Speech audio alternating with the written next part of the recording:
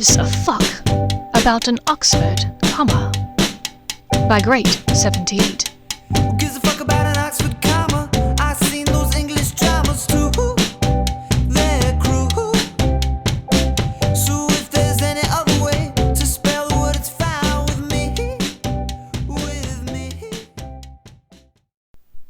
Chapter 15. Bullet with Butterfly Wings. Draco. Saturday, October 30th, 1999. Peckwater Flat 307, Christchurch College, Oxford, England. The next morning over breakfast, there was only Theo's idle chatter to break up the unease that Draco was sure he and Hermione both felt about the washroom situation from the previous night. When the other wizard finally excused himself to get dressed, they were alone, and he decided to confront the basilisk in the room. Granger, Hermione, I just wanted to apologize for last night. I didn't intend to disturb you. Don't be silly, she said, her false smile threatening to crack her face. It was I who interrupted you, Malfoy. Oh, that wasn't a good sign. If he was back to Malfoy, Draco thought. He tried again. No, not at all. I was only... It's all right, Draco, she said, from next to the small kitchenette countertop, where she'd just poured herself a third cup of tea. Oddly, this was what threw his mind into chaos. She hardly ever got to a third cup of tea. The few times he recalled it, in fact, were mostly those mornings after a sleepless night of studying before their NEWT examinations. Had she not slept well last night either? He'd lain awake for hours, thinking over what he could have done differently to remedy the situation. He could have held off on sending the letter to Potter. He should have cast a muffling charm earlier. Perhaps he should have even told her the truth from the start. The very idea startled him. Salazar's sack, he thought in amused disgust. Who am I becoming? A sodding Gryffindor? Wait till my father hears about this. He was laughing silently to himself just as she turned back from the teapot. He sobered, but not quickly enough. Hermione raised a waspish eyebrow. Reliving a bit of your commode carousing? No. She gave a curt nod. So, will the two of you be attending the soiree together tonight? Draco was utterly confuzzled. Sorry, who are we talking about? Your lavatory lady. I assume that if you've progressed to getting your jollies in the John together, you would have no problem bringing her to the Halloween soiree tonight. His heart plummeted. That's tonight, he croaked. Between his preoccupation with Granger, his concern about her grades, his classwork, and his worries about the minister and now this Jason bloke, the Law Division's Halloween get-together had entirely slipped his mind. Yes, Malfoy, honestly, where have you been? There's been signs posted in all the corridors for a week, she admonished lightly. Of course he remembered. He and I were just discussing our fancy dress yesterday. Don't you remember, Draco? Boomed Theo as he re-entered the kitchenette. What did you finally decide, Drake? Werewolves or vampires? Draco shot Theo a look of utter exhaustion, entirely unaware that Theo had been planning fancy dress for them. He would have been happy to simply skip the soiree entirely and head to bed early, but he was certain that his fellow Slytherin had big plans for this evening, involving drunk women wearing short skirts and skimpy knickers. I'm not fussed. Either way, Draco answered with a sigh. Then let's let Hermione decide, shall we? Theo said, his eyes gleeful. Draco's eyes flitted to the witch. I'm sure Hermione doesn't... Vampires, she said with conviction. Really? Draco cocked an eyebrow at her, as Theo declared the decision brilliant, bustling off to his room to put the final transfiguring touches on their ensembles. I'm sure you'll be an excellent vampire. After all, you already suck. With that, she gave him a wry smile. Granger poured the rest of her tea into the sink. I'm off to the gym. See you later. And she swept from the room, back into her bedroom. A few moments later she emerged in her Muggle workout clothing. She did not spare a word or a glance at Draco as she hurried out of the door. As soon as the door slammed, Theo re-entered from his spacious bedroom. "What the fuck did you do wrong?" he inquired languidly. "What do you mean?" I didn't do anything wrong," Draco answered, not meeting the other wizard's eyes. "Right. That ghastly furball familiar of hers is trying to avada us with his eyes, and she just stormed out of here like her hair was on fire, for absolutely no reason. Am I to assume it had something to do with last night when Harry Potter showed up in our flat?" Draco's silver eyes flew wide with shock as they met the other wizard's blue ones. "What the fuck, Theo? How do you know that?" he asked. Theo tisked as though Draco was a simpleton. "Draco, my father was a Death Eater, and my godfather was a head aura. Believe me, I learned plenty from each of them about how to elude and ensnare the other." "No, you didn't, tosser," Draco said doubtfully. Theo only chuckled. "You're right. I woke up and was in the kitchen getting a drink of water when I heard someone apparate into the flat. There's only a small number of people allowed through our wards, so that narrowed the list down considerably. I hurried back into my room and used the drinking glass against the wall to listen." A nervous chill passed over him. "What did you hear?" Theo sighed. "Nothing, really. Potter showed up and was talking about the absolute ramshackle state of your toilette. Then there was a lot of whispering, and then Granger showed up." Draco sighed in relief. Right. That was about it." "What the hell do you mean, that was about it? Does Potter regularly show up at 2 o'clock in the morning in random pissers to offer organizational tips? Why was he even here, Draco?" Theo demanded. "Theo, I really can't say," Draco answered evasively. "Can't or won't? You know you don't have to keep secrets from me, mate." But his fears of Theo's allegiances crept in. After all, by his own admission, Theo's ties were split between his father and his godfather. Once upon a time, Draco thought he knew which side Granger's enemies were on. Now he had to wonder if it was all sides. Draco forced a note of brightness into his voice. "As you said, you heard nothing because there was nothing to hear. I wrote to Potter about something minor, and rather than write back he stopped by because he only had a few minutes to spare, and possibly because no one ever taught the man how to read and write." Theo rolled his eyes. "Right, sure.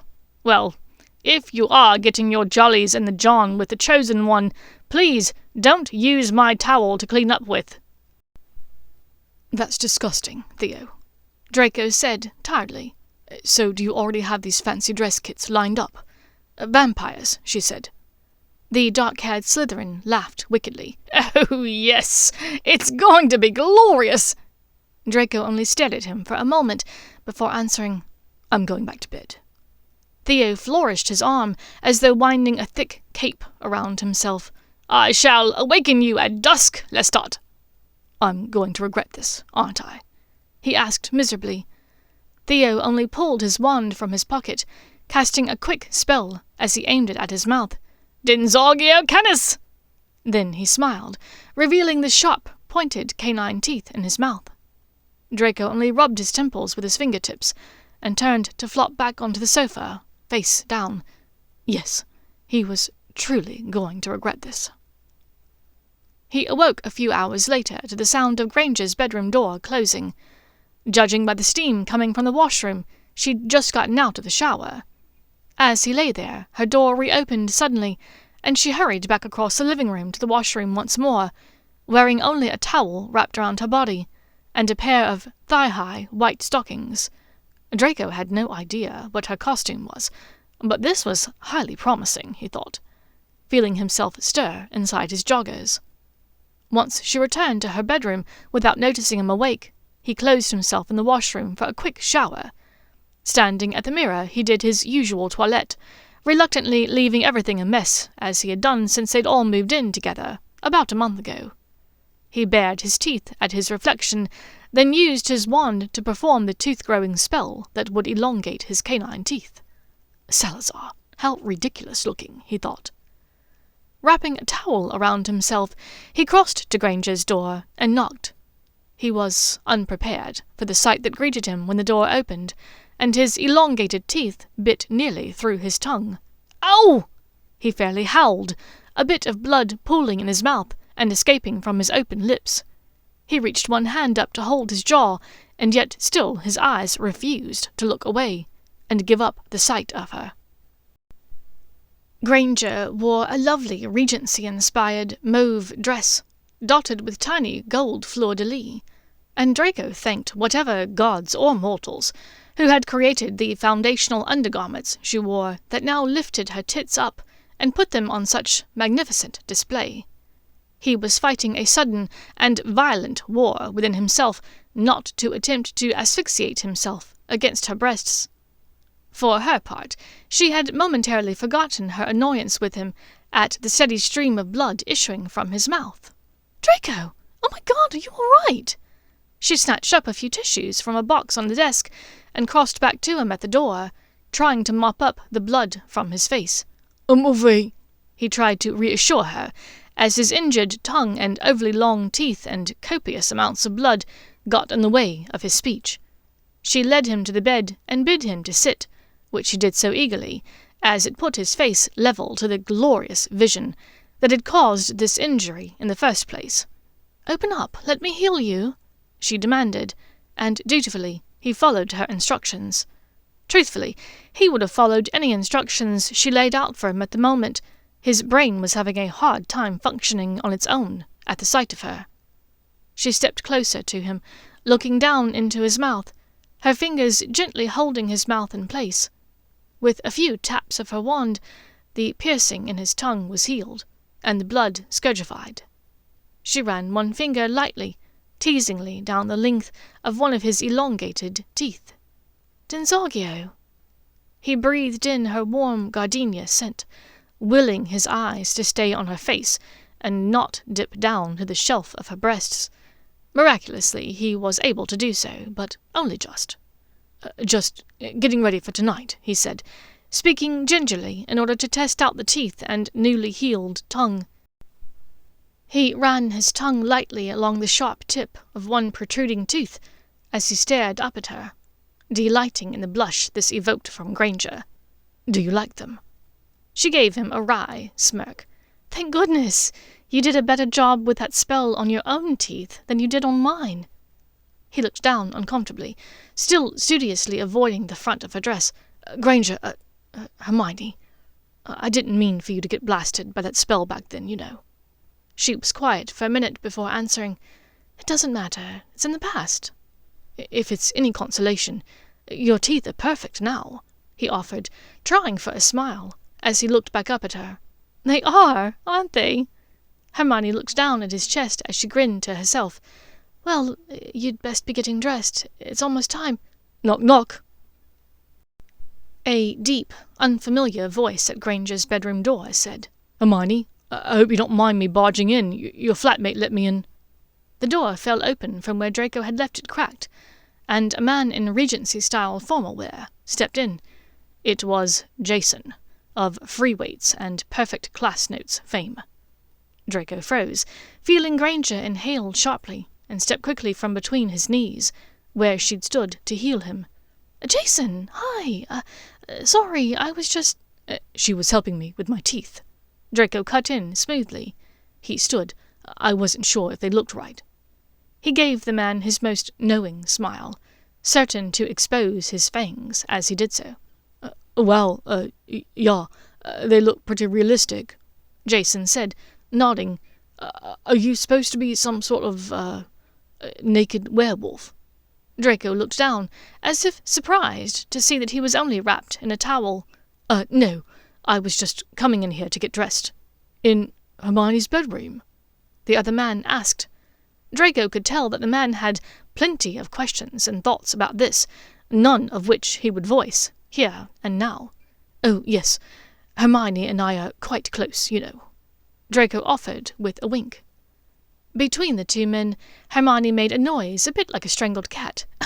"It's a long story, rather boring, too," she assured the man, placing a hand on his forearm. Very banal, Draco agreed, crossing to the chest of drawers and turning his back on the couple. Don't mind me. He dropped the towel, feeling 2 sets of eyes on his backside for the briefest of moments, before Granger began bustling the other man out of the bedroom door, muttering apologies. Draco grinned to himself, wishing he could be around for the rest of the discussion that he was sure the 2 of them were about to have. Properly garmented in box briefs and back in the sitting room a minute later, Draco found that Granger and her faux Mr. Darcy had departed. He went to Theo's room in search of his own fancy dress. "Theo, we look like world-class wankers," Draco complained several minutes later, scratching his wrist beneath the floppy, ruffled cuff that poked out of his coat sleeves. "This reminds me of that awful get-up that Weasel wore to the Yule Ball years ago." Theo turned from the full-length mirror that he was admiring himself in. "You look dashing, a perfect Lestat to my Louis." He sighed. "Theo, I don't know what that means, nor do I wish to know what you've named your knob. And I find that I don't want to be the perfect anything to your anything, understand? Draco, can you just trust me for once? I have spent plenty of time around Muggle girls, and they assure me that these blokes are considered god-tier sexy. Salazar Sack, look at us, we cannot lose." Draco peered at the pair of them in the mirror. It was true. They did look decent, Draco had to admit. He didn't particularly care for his hair this long. He'd always found Lucius's long locks rather ridiculous. But for a fancy dress, he supposed it would be all right. The overall effect of the ensemble was pleasing, if itchy. Perhaps he could stand it for a few hours, he thought, particularly if it affected Granger like it supposedly did Theo's Muggle girls. "Fine," he grumbled, "but next year I choose the wardrobe, yeah?" Theo wrinkled his nose. "If it's anything like that blue rubbish bin liner cosy that you wore out a while back, I think I'll pass. Merlin, when you walked, it almost sounded like it was trying to suffocate you." Draco only clenched his jaw, knowing his friend was right, but refusing to offer Theo the satisfaction of telling him so. The Halloween soiree was, predictably, awful. The attire of the attendees was a lively mix of confusing colours and themes, almost none of which Draco recognized. Several men appeared to be dressed as variations of Professor Snape. Some carried around sticks of light, whilst others wielded oddly shaped swords and wore ridiculous masks and hats.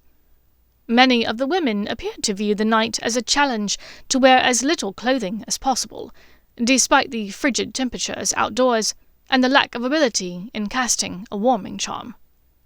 Draco was eating a plate filled with canapés, stuck in a boring conversation with an older student who'd returned to university for a second degree, after years of working in some sort of office drudgery.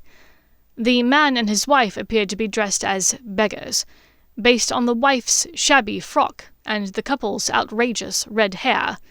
Apparently the Weasley renown wasn't limited to wizarding folk, somehow, Draco thought in private amusement. "So I told him, I said, 'Harrison, when there's a jam, you've got to take care of it before you try to make more copies.' And he said, 'Blast it all, Keith, I don't have time to worry about breakfast. Besides, I prefer marmalade over jam.'" The man began laughing maniacally, slapping the knee of his patched trousers. His wife wiped tears of amusement from her own eyes, using a ragged bit of cloth hanging from her frock. Draco gave them a feeble smile, his eyes scanning the crowd for Granger. They'd left at least 20 minutes before him and Theo, and they should have been here already. There was silence from the pauper couple, and Draco cast around for a new topic of conversation. So, these costumes, they're unusual? Are you dressed as street urchins?" The couple's easy smiles disappeared. "We're the borrowers," Keith said shortly. I have no idea what that is," Draco replied honestly. From the corner of his eye he caught a flash of mauve. "If you'll excuse me, my flatmate just arrived." He nodded to the miffed couple and attempted to blend into the crowd, all the while watching Granger. Her hand rested lightly upon the detestable Jason's muscled arm, and her bright copper eyes bounced around the room, smiling towards familiar faces from their classes. As she moved further into the room, Draco shifted back towards the door, maintaining his distance and his surveillance. "Draco, how are you? Fancy another drink?" A voice from about a foot or so in front of him startled him. His eyes cut back to watch where he was going, finding the path blocked by the woman from the cafe, who seemed to always be watching him. Amelia, his memory supplied for him. How are you this evening, Amelia?" he asked cordially, bowing slightly as he imagined this Lestat character might. Apparently he'd been right, judging from her girlish titter. The young woman's hair was done in an overly fussy manner of ringlets, whilst her gauzy lace and floral ensemble barely covered her ass. He took the offered drink from her hand, taking a healthy swig of it. "You look amazing," she oozed, batting her lashes at him. Thanks. You too," he said, grimacing as he caught sight of Granger and the tosser Jason moving towards the bar. He turned back to Amelia. "Who are you supposed to be?" She smiled coyly. "Well, since my last name is Bennet, I thought I would go as Elizabeth. You know, from the book Pride and Prejudice," she offered at Draco's blank look. Draco looked more closely at the ensemble she wore. The pink and white floral top she wore could be best described as a bra with sleeves, though judging by the sheerness of it he supposed it really was more of the suggestion of a top. Her tits were on magnificent display. Her waist was bare, her hips covered by the shortest skirt that Draco had ever seen. He was certain that he had handkerchiefs that used more fabric.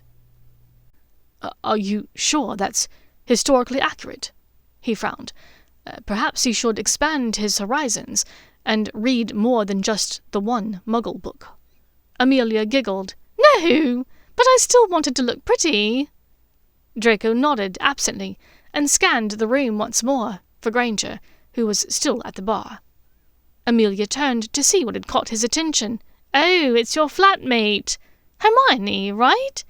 She and I are supposed to work on a project in civil law together, but I think we still have several days before it's due.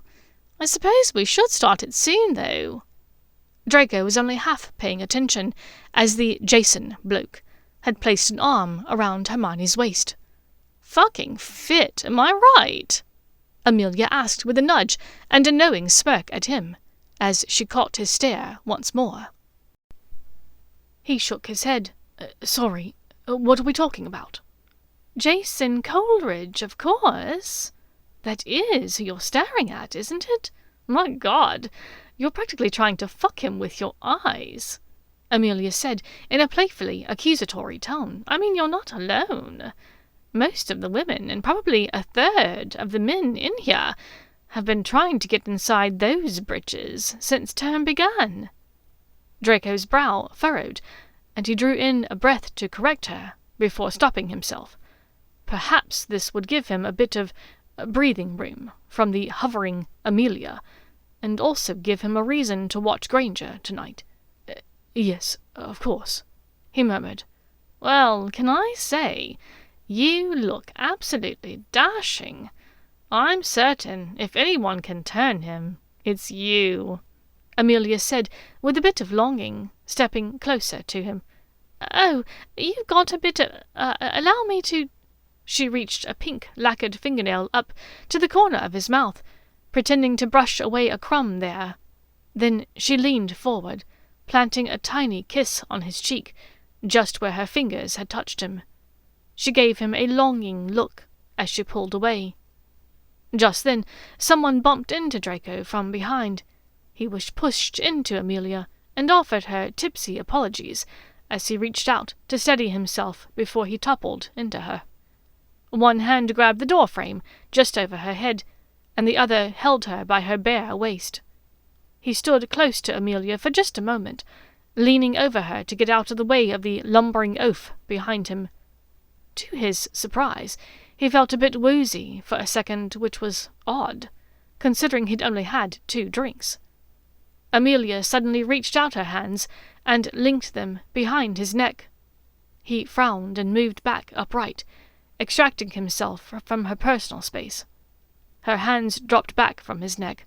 "My apologies. I couldn't resist," she said, in a coy voice, looking anything but sorry, as her hazel eyes focused on his. "Not a problem," he said stiffly, looking up to see if Granger had noticed. She seemed entirely oblivious.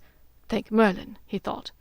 She was engaged in a lively discussion with the Jason tosser and a couple of other people that Draco vaguely recognized from their classes. Amelia looked once again at where he was staring. "Don't worry. I don't think Jason saw you." That night, he decided to get well and truly shit-faced. It wasn't a good decision, but rather one made after he'd already started drinking, which was usually when the worst decisions seem like reasonable options. Draco had continued watching Granger and the repugnant Muggle man for most of the evening.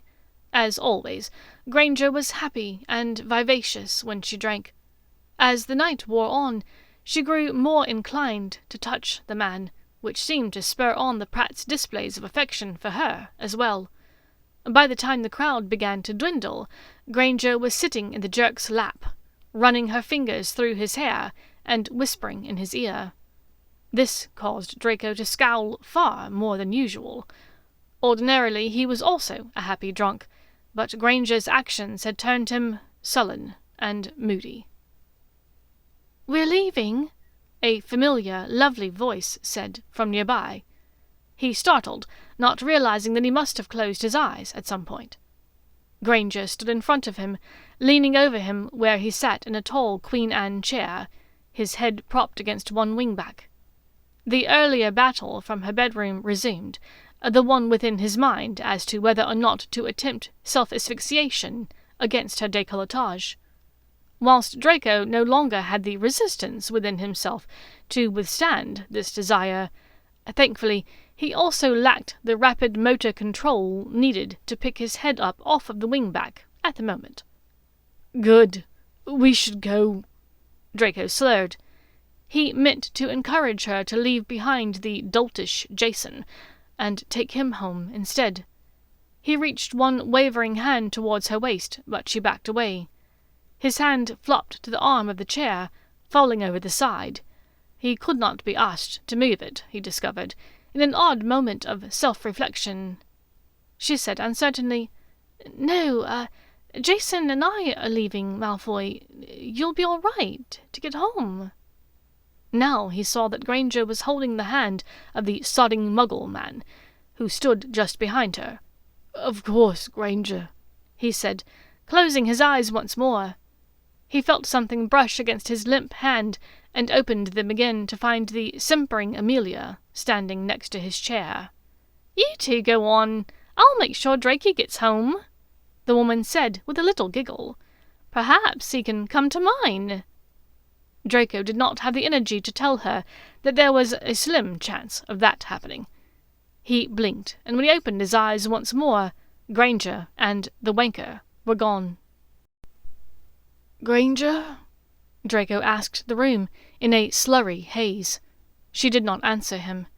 He sighed, then asked, "Where's Theo?" For a moment no one spoke. Then he heard Amelia's tinkling laugh. "He left about an hour ago with Lara. Or was it Cora?" Into Draco's mind came the image of a pair of petite, buxom girls wearing bunny kits that had been held together with less fabric than most ladies' swimming cozies. Draco nodded in understanding.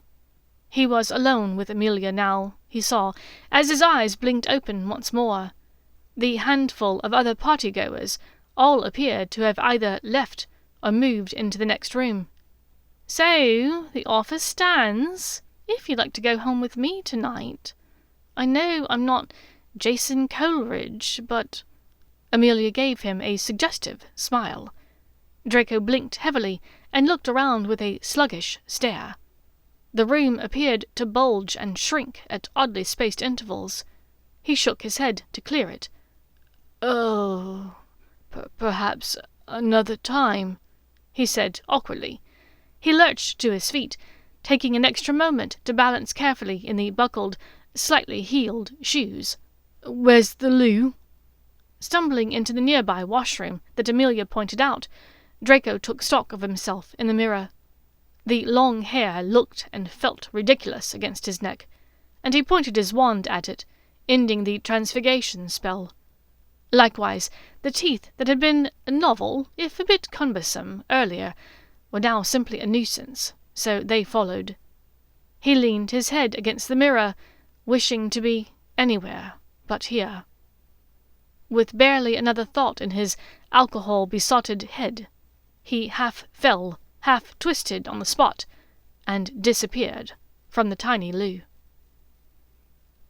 Wherever he was now was incredibly dark and cramped, and smelled heavily of leather and tweed and mahogany. Draco found that he was lying on his back, with his hands and feet in the air like a stranded tortoise. He seemed to be lying upon a number of extremely painful objects, and he put out a hand to find out what they were. He picked up a dragonhide boot. He kicked a foot, and his buckled vampire shoe connected with a very close-by wall. Where the fuck was he? The itchy, ruffled cravat at his neck felt as though it was gagging him at this angle. With his wand in hand, he gestured to the cravat to vanish it. Somehow, it seemed that he accidentally vanished every stitch of clothing he wore. Swearing to himself, he groped around until he found something made of fabric, hanging over his head. He was just pushing himself upright, fighting with what felt like an inordinate amount of clothing, when there was the nearby sound of a door opening, followed by voices. He froze. "Thanks for walking me all the way back up to my flat, Jason. That was awfully kind of you." It was Granger. Draco held his breath, torn between remaining perfectly still and listening to see what happened next, or kicking his way entirely naked out of what he now realized was the coat closet of his flat, to chase the man away. "It's no problem at all, Hermione. Only want you to be safe."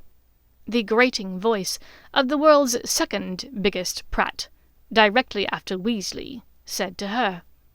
There was a moment of what Draco sincerely hoped was awkward silence, before Hermione said, "Yes, thank you, again."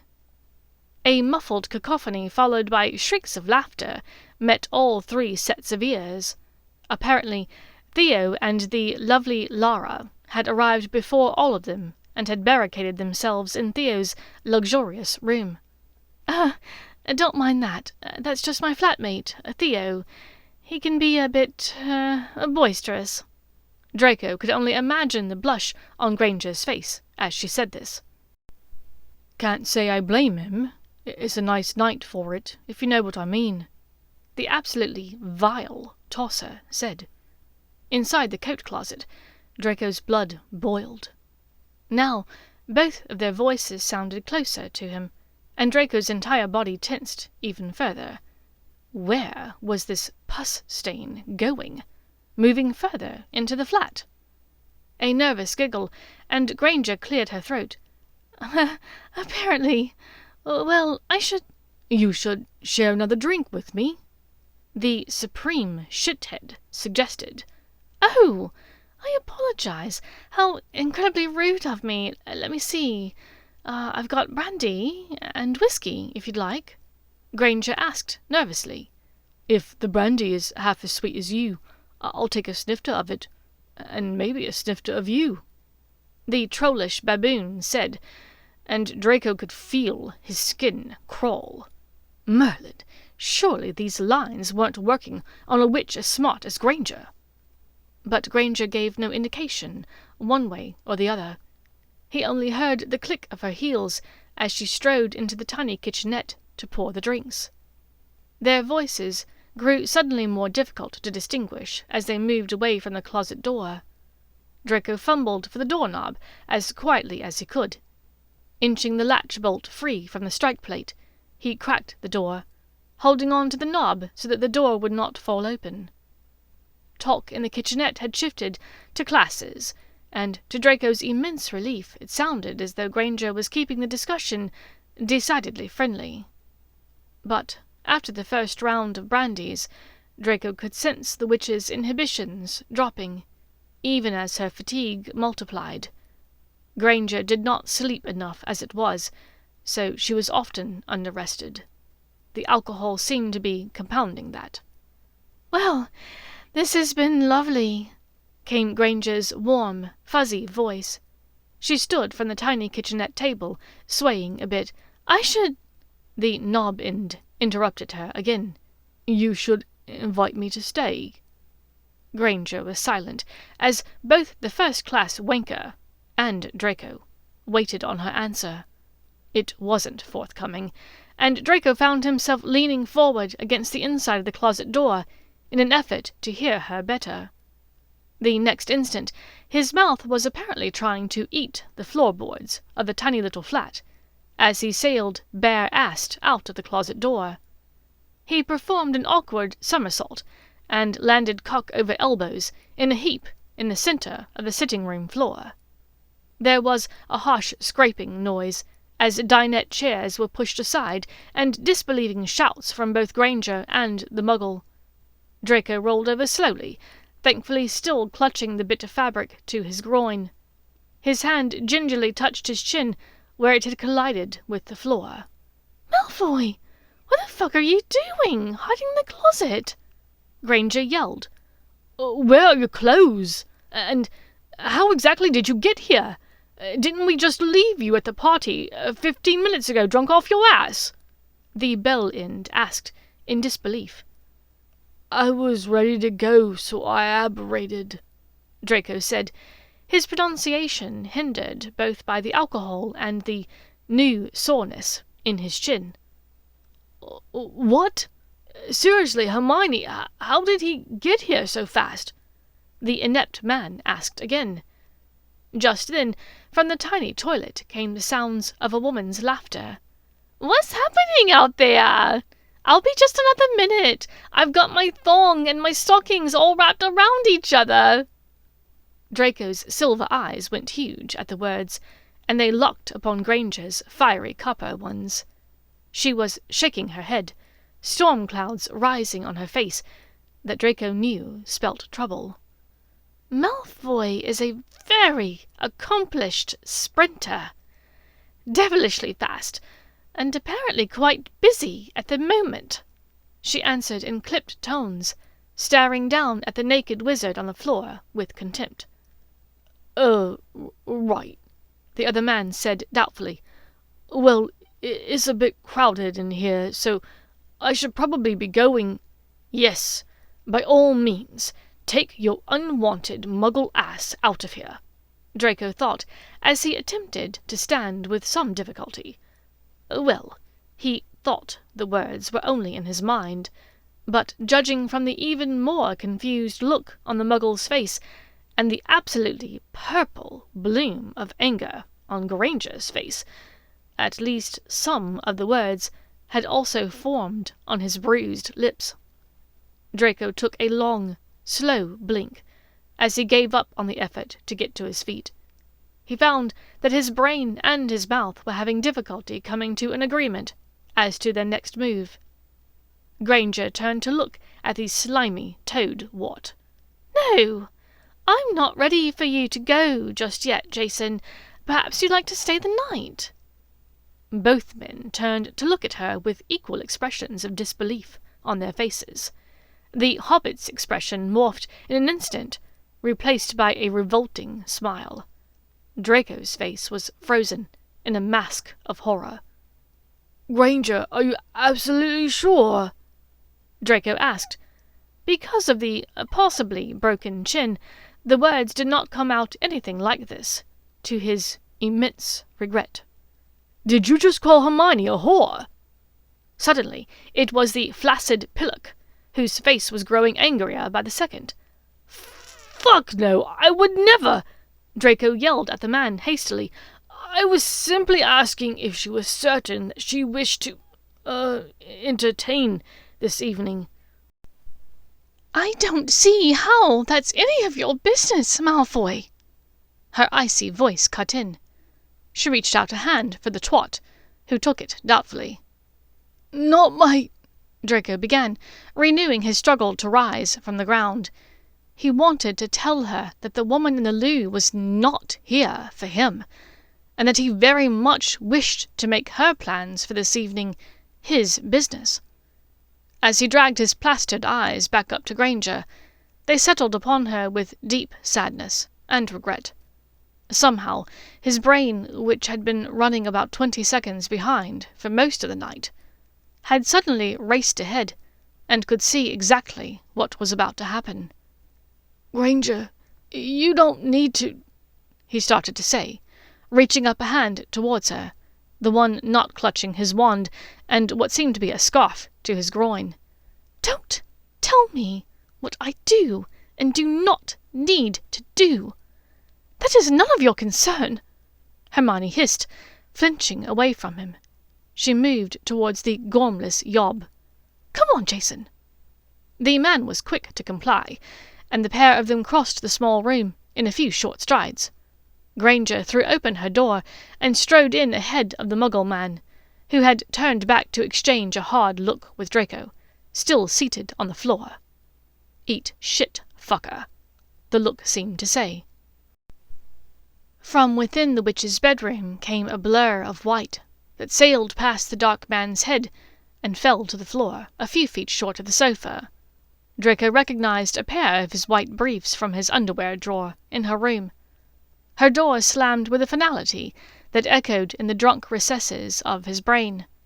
Only a moment later, he felt the edges of the wet blanket sensation of a muffliato having been cast in her room. And just a few seconds after that, the washroom door banged open. "All fixed. I just took everything off. That was easier. Oh!" A blonde woman, dressed only in a bustier, stumbled out of the washroom, catching herself on one of the backs of the club chairs nearby.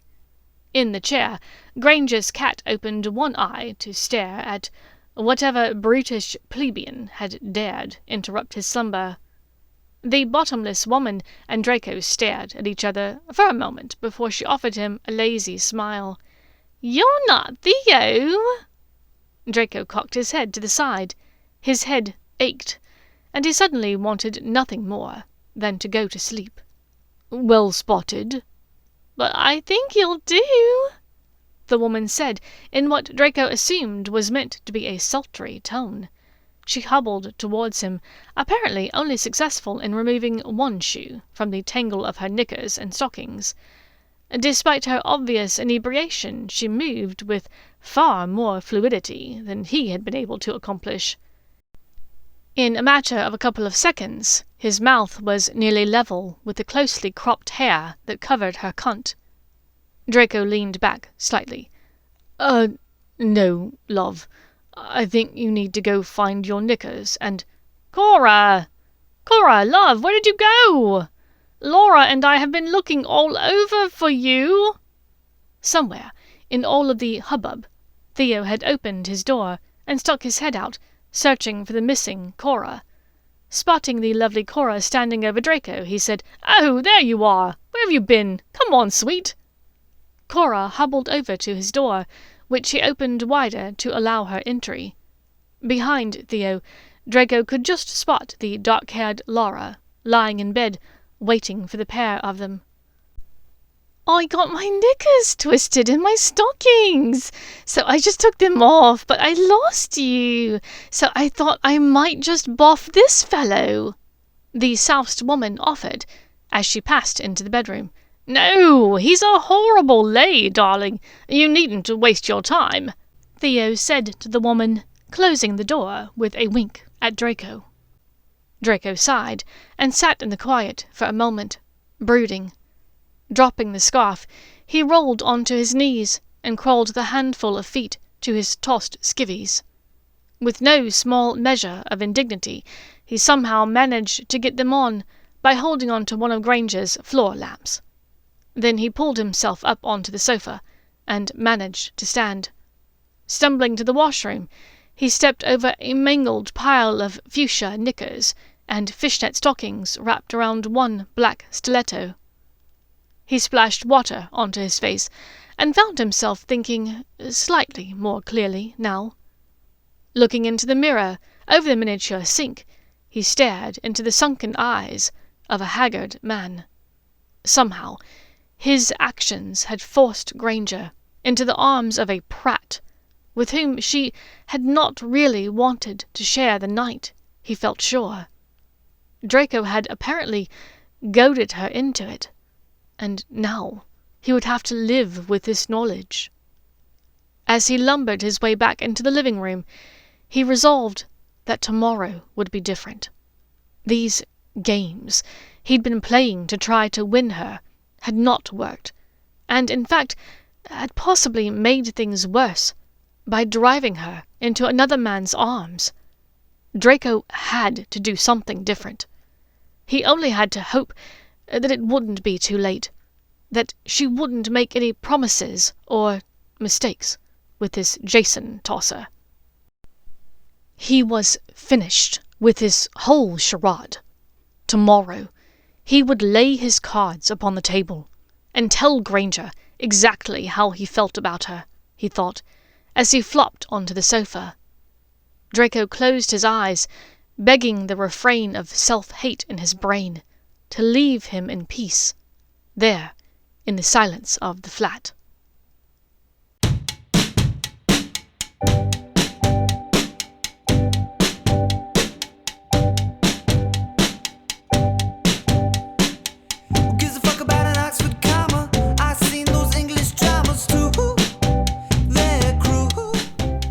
Thank you for listening to Who Gives a Fuck About an Oxford Comma by Great78. If you enjoyed the story and would like to listen to more, please follow me on Spotify or wherever you get your podcasts by searching for Silver and Copper.